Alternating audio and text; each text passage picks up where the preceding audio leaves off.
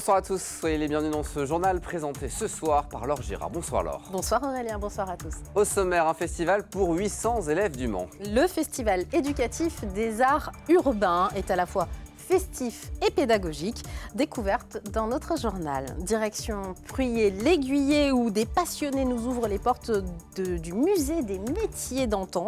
Et puis une dédicace schtroumpfement chouette en fin de journal autour de la nouvelle bande dessinée consacrée au schtroumpf, bien sûr. Et puis un invité qui va nous donner faim ce soir. Oui, Rudy Formosa est le nouveau président de la Fédération des boulangers-pâtissiers de la Sarthe. Mais Laure, on ouvre ce journal avec une visite politique qui se déroule actuellement. L'ancien Premier ministre Édouard Philippe est en ce moment au Mans pour présenter la bande dessinée adaptée de son roman.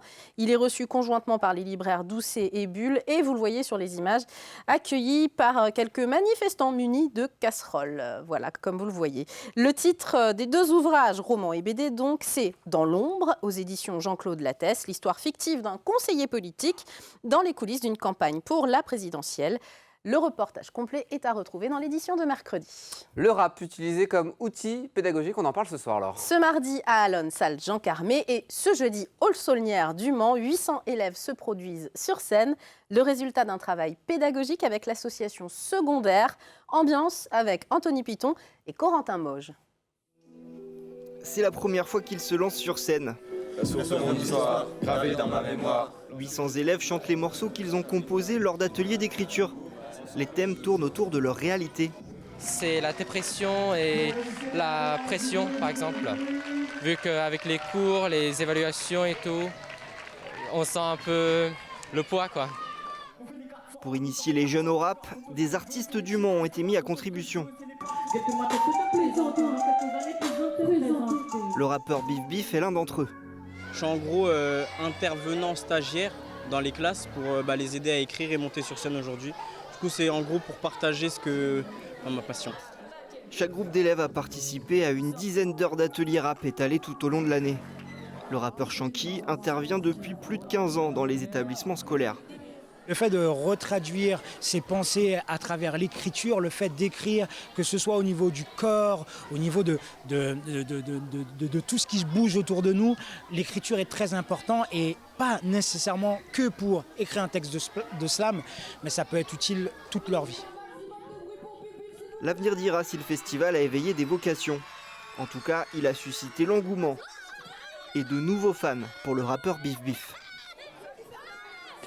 Et puis si vous aimez notre patrimoine architectural, il va falloir absolument voter, Laure. Oui, notre abbaye royale de l'Épau fait partie des monuments proposés pour représenter la région dans l'émission Le monument préféré des Français. Alors c'est pas chez nous, le programme est présenté par Stéphane Bern sur France 3, mais c'est pas grave, on valide quand même. Vous pouvez voter jusqu'au 26 mai sur le site de France Télévisions pour désigner le monument qui représentera les Pays de la Loire dans l'émission lors des Journées du patrimoine les 16 et 17 septembre prochains. Allez, place à notre invité à présent. Ce soir, on reçoit Rudy Formosa, président de la Fédération de la boulangerie-pâtisserie de la Sarthe et patron de la boulangerie aux Tendres Épis qui se trouve à Allonne. Oui, absolument. Merci d'être avec nous sur ce plateau. Merci, félicitations pour cette élection. Vous êtes depuis le 16 mars président de la Fédération des boulangers. Tout simplement, pourquoi vous êtes présenté ? Je me suis présenté parce que je crois que la fédération a un rôle important à jouer au jour d'aujourd'hui dans notre métier, que sans s'unir, on n'ira pas très loin. Et donc, et voilà. S'unir face à quoi ? Parce que quand on discutait justement, vous me disiez qu'en début de carrière, vous étiez très éloigné finalement des fédérations professionnelles et même des concours, etc. Qu'est-ce qui a changé depuis ? Ce qui a changé, c'est que j'ai rencontré énormément de professionnels du métier et on se rend compte que finalement, par les échanges, on arrive à évoluer, à faire beaucoup d'autres choses et donc faire évoluer notre métier en fait. Et je pense que c'est important de nos jours. Et la fédération est aussi partie prenante d'événements. Alors on va le dire quand même, au niveau national du 13 au 21 mai, c'est la fête nationale du pain. Et c'est aussi la fête du pain et des céréales à l'Arche de la Nature ce dimanche 14 mai. Vous co-organisez cet événement ici en Sarthe. Oui, c'est ça, avec l'Arche de la Nature, tout à fait. Comme tous les ans, la fédération sera présente et présentera de nombreux produits, ainsi que les résultats du concours de la meilleure tradition et du meilleur pain original. Alors aujourd'hui en Sarthe, les chiffres des boulangers artisans, on va dire, sur le département, et je parle bien des artisans, c'est environ 270, c'est ça 270 adhérents, 270 boulangeries. Oui, et 80 adhérents à la fédération.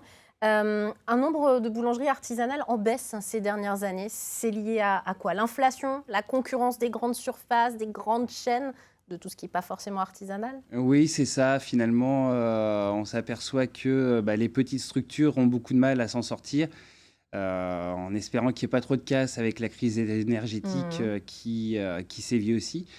Donc, c'est pour ça que je pense que la fédération a tout son sens aujourd'hui. Ouais, l'objectif, c'est vraiment de faire venir à vous, les artisans, parce qu'ensemble, on est plus fort. C'est un petit peu l'idée. Alors, l'inflation, on en parlait, les matières premières, le beurre qui coûte de plus en plus cher, les farines qui coûtent cher, le prix, le coût de l'électricité, vous en avez parlé, c'est fondamental pour votre métier. Comment on fait aujourd'hui? Quels conseils on peut donner aux artisans, et notamment aux jeunes qui s'installent, pour rentrer dans leurs frais, tout simplement pour gagner leur vie par leur travail? Alors, tout simplement par le calcul des marges. Bien s'entourer, que ce soit pour les matières premières, les farines, mais aussi l'électricité, parce qu'on s'aperçoit que maintenant c'est une part récurrente de nos achats. Au même titre que le beurre et la farine, il faut bien négocier. Il ne faut pas hésiter à demander conseil à la Chambre des métiers, à la fédération et à toutes les parties qui peuvent aider. Malgré tout, vous conseillez aux jeunes de se lancer quand même, parce qu'on le sait, dans les CFA, notamment à l'URMA, ici en Sarthe, il y a des jeunes qui veulent se lancer dans le métier. Oui, c'est un métier d'avenir, c'est un métier de passion. On a supporté de nombreuses crises à travers les siècles. Le boulanger, c'est un des plus vieux métiers. Aujourd'hui, faut qu'il continue à vivre, et il n'y a qu'avec des jeunes passionnés que ça continuera. Et si ça vous intéresse, si vous êtes un professionnel, il y a tout simplement une page Facebook qui est bien référencée des boulangers pâtissiers de la Sarthe, tout simplement de cette fédération professionnelle. Et puis un numéro de téléphone qui s'affiche 02 43 16 19 00.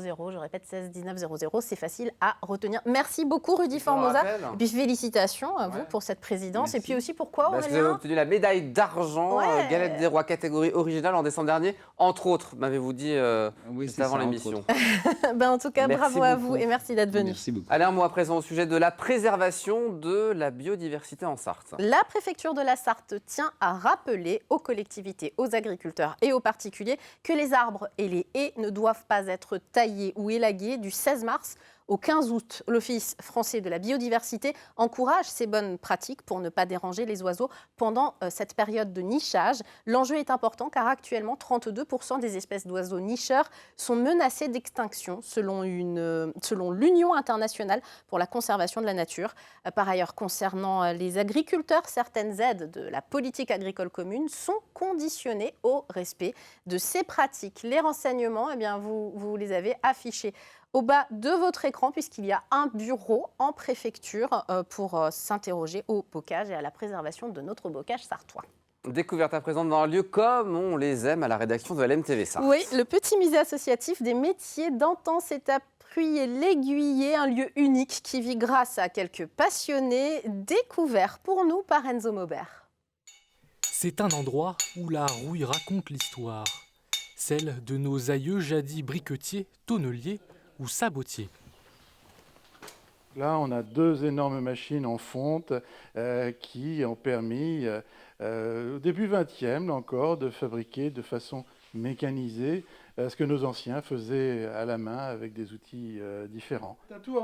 Voilà 20 ans que Richard et d'autres bénévoles ont fondé ce musée en hommage au métier d'antan. La première chose, c'est sauver la mémoire.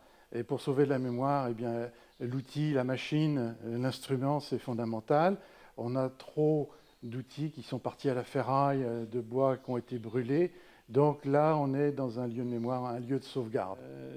Des milliers d'outils, bien souvent donnés, parfois restaurés, témoins de savoir-faire implantés en Sarthe comme la fabrique de bardage.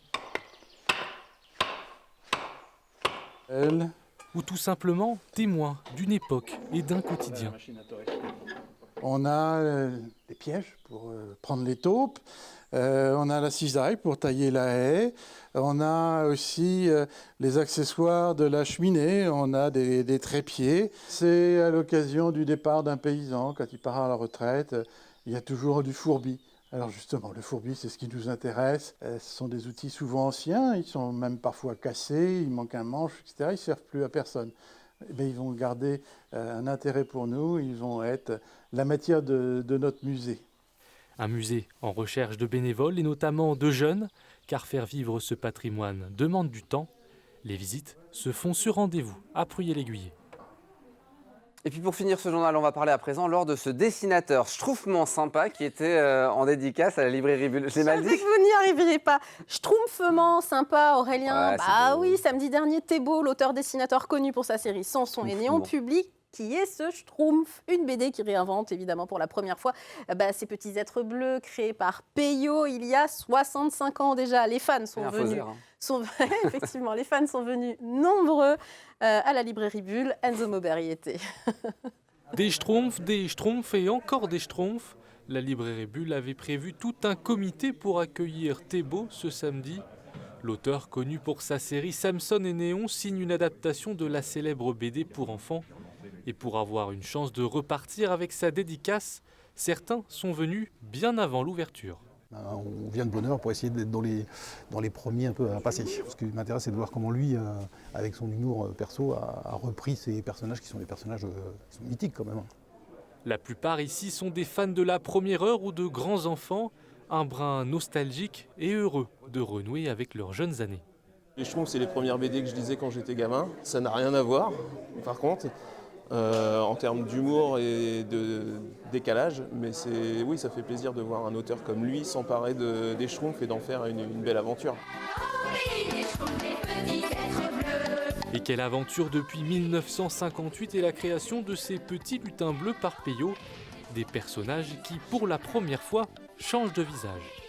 J'ai gardé mon esprit à moi parce que moi j'ai un dessin très cartoon, je viens de là en fait, mes influences c'est cartoon, la BD de Gottlieb, enfin plein de choses, mais je voulais quand même garder le côté mignon des Schtroumpfs, même dans l'écriture du scénario, faire quelque chose de plutôt bienveillant, quoi. Je voulais un album vraiment feel good, et s'il y a qu'un tome et que ça cartonne, je vais devenir culte.